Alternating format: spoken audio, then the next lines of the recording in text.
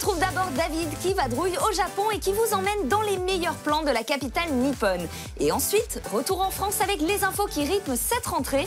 Les mangas, animés, films et autres actus sortent le grand jeu en cette période d'effervescence. C'est parti pour les news.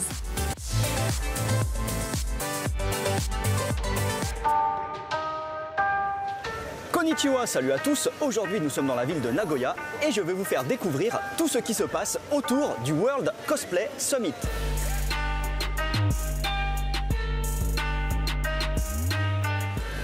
Alors le World Cosplay Summit, c'est la référence mondiale en matière de compétition de cosplay, mais je vais faire une chronique à part seulement dédiée à la compétition en elle-même. Donc aujourd'hui, on va plutôt s'intéresser à tout ce qui se passe autour.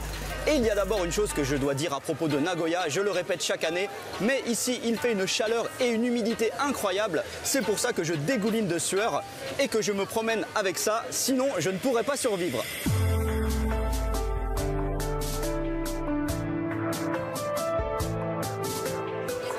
En réalité, les festivités du WCS s'étalent sur une semaine, mais moi je viens seulement le week-end car c'est le plus important. Et là nous sommes dans la zone principale, Oasis 21, et c'est super intéressant de se promener et d'observer l'ambiance car il y a des centaines et des centaines de cosplayers et de photographes qui font des shootings du matin jusqu'à tard le soir.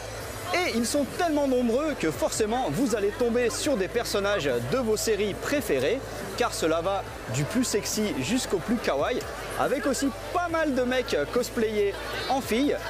Et il y a également pas mal d'activités parallèles, par exemple des défilés de cosplay sur scène. Là-bas, il y avait aussi un DJ cosplayé en Pikachu qui mixait des chansons d'animé et tout le monde dansait devant comme des fous. Bref, c'est la fête.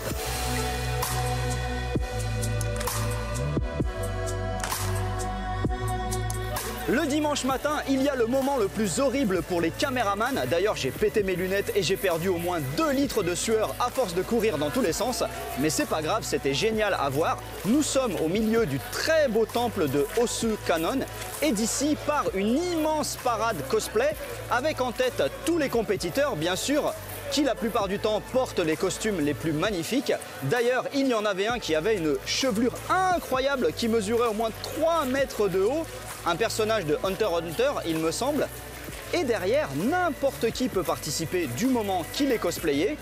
Et du coup, on peut se poser à un endroit et voir défiler des cosplayers et des cosplayers et des cosplayers pendant genre 45 minutes. C'est assez extraordinaire.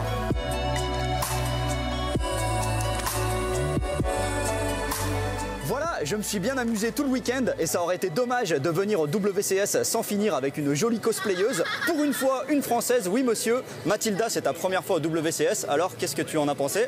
C'était vraiment génial, le level était vraiment très haut cette année et l'ambiance à côté, splendide. Voilà, elle pense exactement comme moi. Allez, à plus. Tiens, né.